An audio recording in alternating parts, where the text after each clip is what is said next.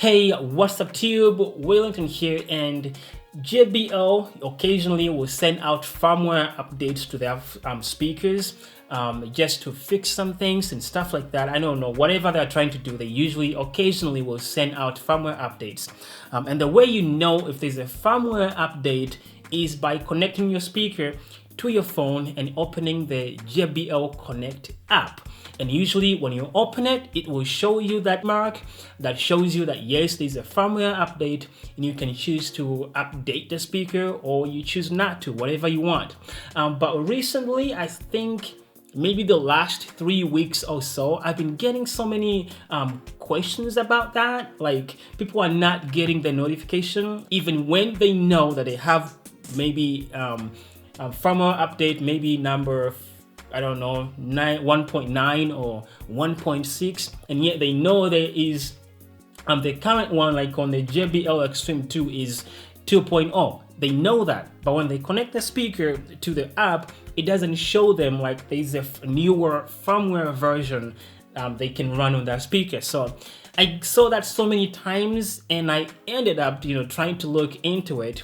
I ended up calling JBL and I talked to them. I explained what the issue is, and thankfully they know about that issue and they are working to fix it.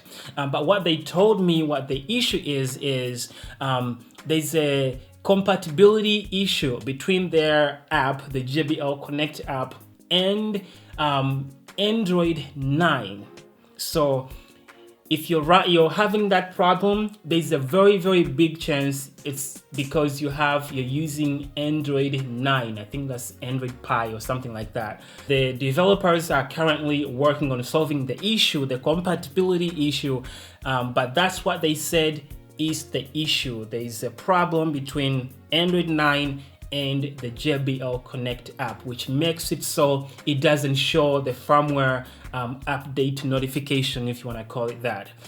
If you want to get around that, if you have someone who is using a phone that has an older version of Android, like Android 8, which is what was working on my phone when I did update my speaker, you can try to use their phone, put the app on their phone, connect your speaker to their phone, and upgrade your firmware on your speaker, and then you can delete the app after that.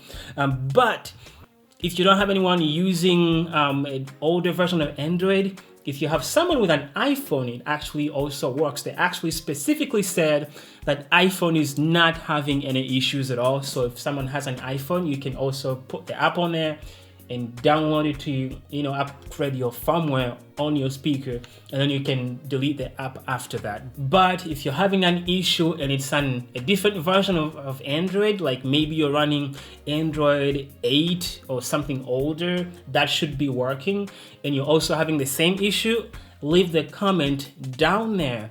If there's so many of you, I'll probably end up calling them again and asking about that so they can kind of clarify. So but yeah, I just wanted to say it because I've been getting so many questions about it, and the people have been putting them on different videos just so they can get my attention.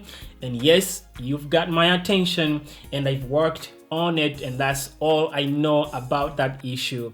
I'm hoping they can fix it sooner because I like to have the latest firmware on my speakers.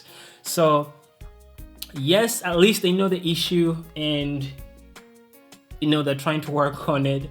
But that's all I have for you guys. I'm hoping not so many of you are struggling with this, but like I said, find someone who has a different version and hopefully that will work, or someone who has an iPhone and hopefully that will work.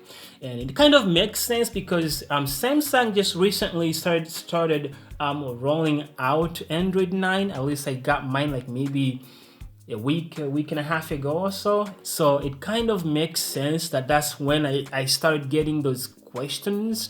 That's why I didn't question the guy who I was talking to. But yeah, it's when they started releasing those Android 9 firmware to these phones that I started getting so many of those comments. So yes, this video was supposed to be really quick, but I think it's longer than I wanted it to. So we're gonna end this.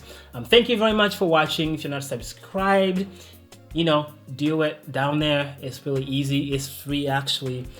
so you can also get these kind of updates on stuff like this in the future if it happens again. So if everything is fixed, that would be cool soon.